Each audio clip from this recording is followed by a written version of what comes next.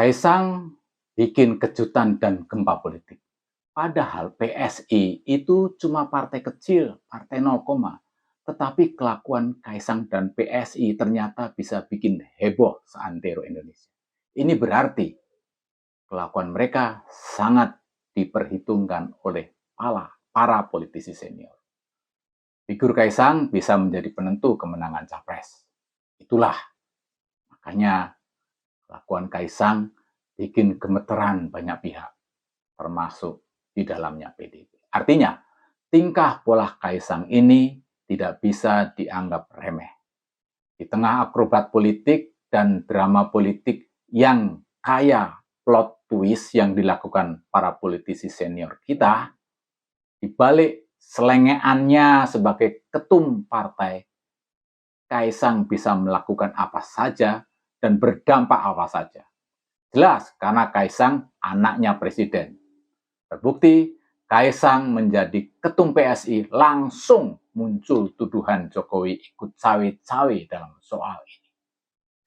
Mau dibilang PSI main-main dan tidak serius dalam berpolitik, ketika mengangkat Kaisang menjadi ketumnya, tetapi faktanya keputusan PSI menggemparkan dunia politik.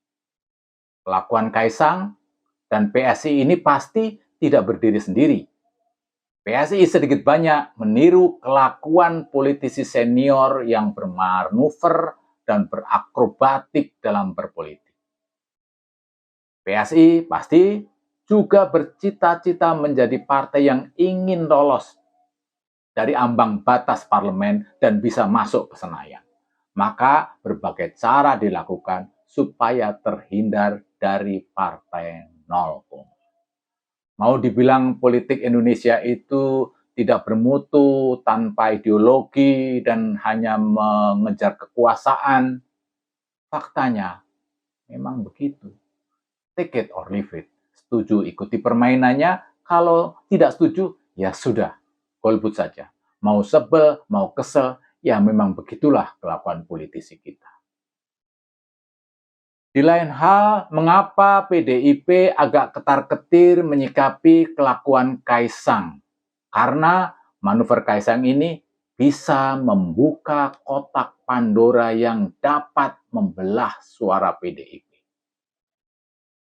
Saya kira ada dua hal paling yang dikhawatirkan PDIP, yaitu sikap Jokowi yang membebaskan anaknya dalam orientasi politik, ini membuka peluang Gibran Raka Buming Raka tergoda untuk menerima tawaran menjadi cawapresnya Prabowo. Keuntungannya Prabowo bila memilih Gibran sebagai cawapresnya adalah figur Gibran ini bisa memecah kebuntuan Prabowo dalam mencari cawapres pendampingnya. Ini pasti akan meredakan ketegangan koalisi Indonesia Maju. Biarpun kelihatannya tenang dan damai, tetapi sebenarnya menyimpan bara api dalam sekam. PAN akan terus menyodorkan Erick Thohir dan Golkar juga tidak mau ketinggalan. Akan terus-menerus juga mendorong Erlangga Hartarto menjadi pendampingnya Prabowo. Dipastikan Gibran bisa diterima semua pihak. Itu kekhawatiran PDIP yang pertama. Kekhawatiran yang kedua adalah manuver Kaisang secara tidak langsung membuka kesempatan Jokowi menyebar investasi politiknya. Jokowi bisa bermain di dua kaki, di dua kubu koalisi. Ulah kedua anak Jokowi ini memang bisa menimbulkan keresahan pihak tertentu, apalagi pendukung Jokowi bisa saja merembes dan mengalir ke Kaisang dan Gibran. Bila ini terjadi, otomatis dukungan suara PDIP terbagi menjadi dua. Satu, loyalis Megawati, yang lainnya loyal ke Jokowi. Sikap Jokowi yang membebaskan anak-anaknya dalam berpolitik ternyata memberi keuntungan besar buat Jokowi. Kelak Jokowi lengser dari kursi presiden, Jokowi masih bisa memegang kartu permainan. Jokowi masih bisa menentukan arah pendulum politik. Jabatan ketua umum partai, entah partai mana, bisa saja didapatkan Jokowi dengan sangat mudah.